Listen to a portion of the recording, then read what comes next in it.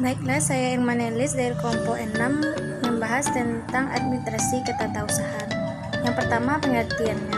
Administrasi adalah berasal dari bahasa Latin Yunani, terdiri atas ad yang berarti kepada, administrator yang berarti melayani, membantu, dan memiliki. Administrasi tata usaha adalah kegiatan melakukan pencatatan untuk segala sesuatu yang terjadi dalam sebuah organisasi yang digunakan sebagai bahan keterangan bagi pemimpin.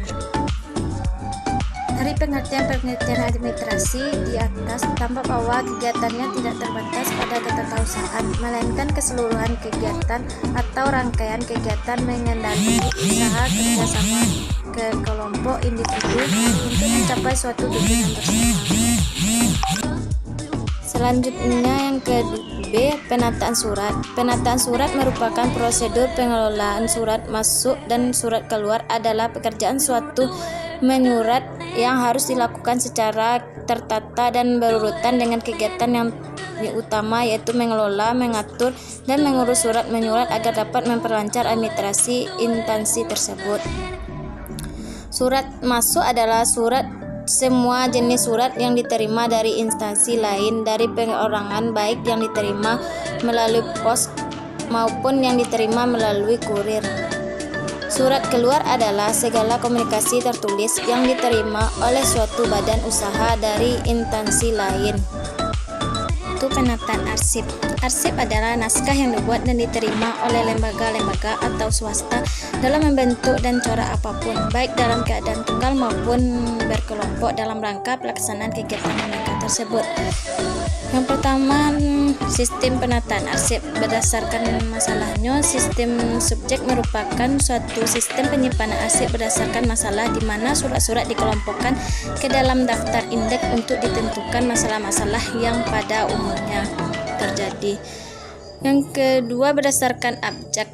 Pada sistem penyimpanan arsip ini merupakan salah satu sistem penataan berkas yang menggunakan metode penyusunan berdasarkan abjad secara berurutan dari A sampai dengan Z dengan berpedoman pada peraturan mengindeks.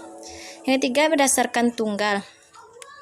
Sistem penyimpanan arsip ini merupakan salah satu sistem penataan berkas berdasarkan urutan tunggal, bulan, dan tahun pada mana umumnya tinggal dijadikan pedoman tersebut diperhatikan dalam daftar surat. Yang keempat, berdasarkan nomor. Sistem penyimpanan arsip ini merupakan sistem penyimpanan warkat yang berdasarkan kode nomor serba berganti dari nama orang atau badan, yang disebut juga indirect file system. Yang kelima, berdasarkan wilayah. Sistem penyimpanan arsip wilayah atau geografis adalah suatu sistem penyimpanan arsip berdasarkan pembagian wilayah atau daerah yang terjadi alamat surat menyurat. Yang keempat, prosedur penataan arsip. Meneliti arsip yang akan disimpan, mengelompokkan arsip, meneliti kesesuaian lampiran, selanjutnya mengklasifikasi arsip, yang selanjutnya mengindeks arsip dengan cara memberi ciri khas atau tanda suatu arsip. Selanjutnya menyusun arsip sesuai dengan sistem penyimpanan menurut pola. Baiklah, selanjutnya pengorganisasian tata usaha. Yang pertama, kepala sekolah sebagai pengelola sekolah mempunyai peran yang sangat strategis dalam upaya peningkatan mutu pendidikan di sekolah.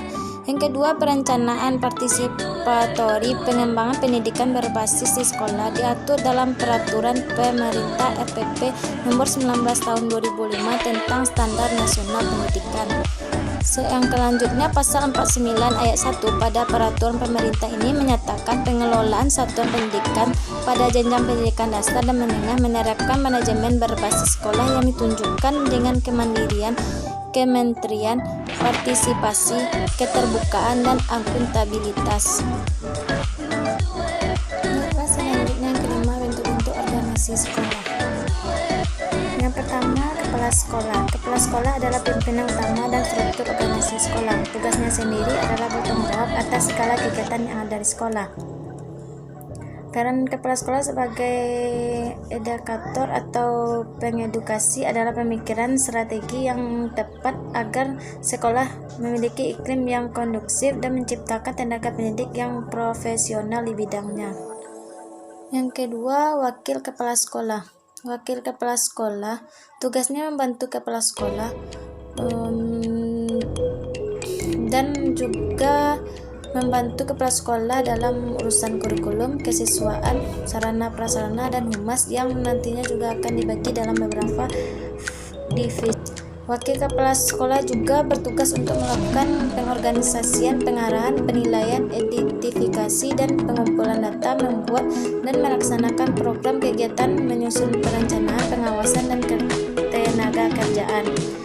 Yang ketiga, bagian kurikulum.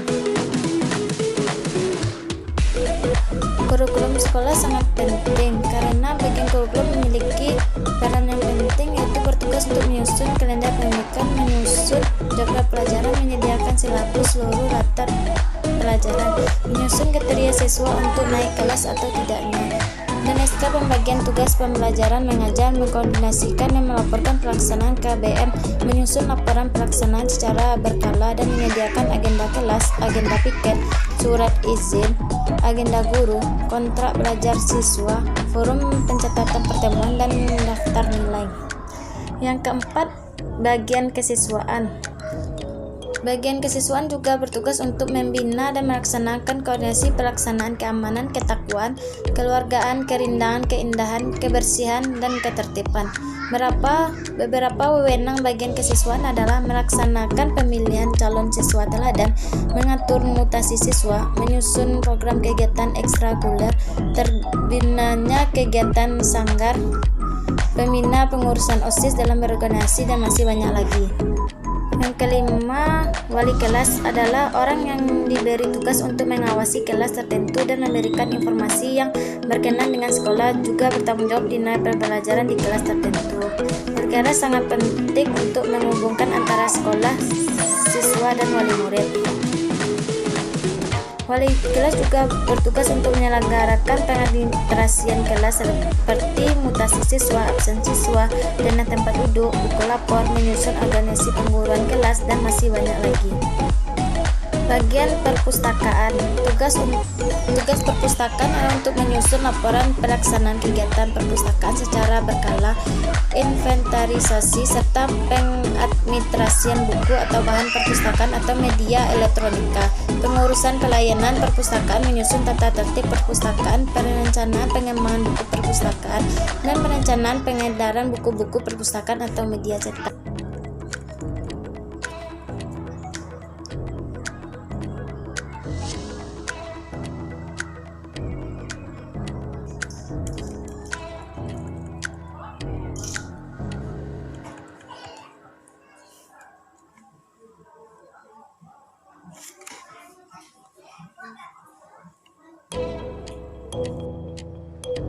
Baiklah, selanjutnya yaitu administrasi layanan khusus. Yang A yaitu pengertian. Pengertian dari administrasi layanan khusus adalah layanan secara khusus yang diberikan kepada peserta didik yang tidak secara langsung berkenaan dengan proses belajar mengajar di kelas. Yang B yaitu jenis-jenis layanan khusus. Yang pertama yaitu ada koperasi sekolah, yang kedua perpustakaan sekolah, dan yang ketiga UKS, dan yang keempat laboratorium sekolah. Selanjutnya yaitu pengelolaan perpustakaan sekolah. Perpustakaan sekolah adalah perpustakaan yang tergabung pada sebuah sekolah, dikelola sepenuhnya oleh sekolah yang bersangkutan, dengan tujuan utama membantu sekolah untuk mencapai tujuan khusus sekolah dan tujuan pendidikan pada umumnya. Proses pengelolaan bahan pustaka tersebut melalui tahapan-tahapan berikut. Dari pertama klasifikasi, lanjut katalogasi, lanjut pemberian stempel, dan lanjut pemberian nomor buku, dan lanjut pengaturan buku dira. Dan yang ke D yaitu pengelolaan UKS. Dalam pengelolaan UKS ada dua, yaitu usaha kesehatan sekolah merupakan salah satu wahana untuk meningkatkan kemampuan hidup sehat yang pada gilirannya menghasilkan derajat kesehatan peserta didik yang optimal. Dan yang kedua yaitu UKS dimanfaatkan untuk layanan kesehatan, juga dapat diartikan sebagai usaha sekolah dalam rangka membantu murid-murid yang mengalami persoalan yang berkaitan dengan kesehatan. Yang E yaitu pengelolaan keefektifan. Di sini ada 4 macam, yaitu kafetaria atau warung atau kantin sekolah secara tidak langsung mempunyai kaitan dengan proses belajar mengajar di sekolah. Yang kedua yaitu kafetaria atau warung atau kantin sekolah tidak harus diadministrasikan oleh sekolah, tetapi dapat diadministrasikan oleh pribadi di luar sekolah atau oleh dharma wanita sekolah. Yang ketiga yaitu kafetaria atau warung atau kantin sekolah ini tidak boleh terlepas dari perhatian kepala sekolah.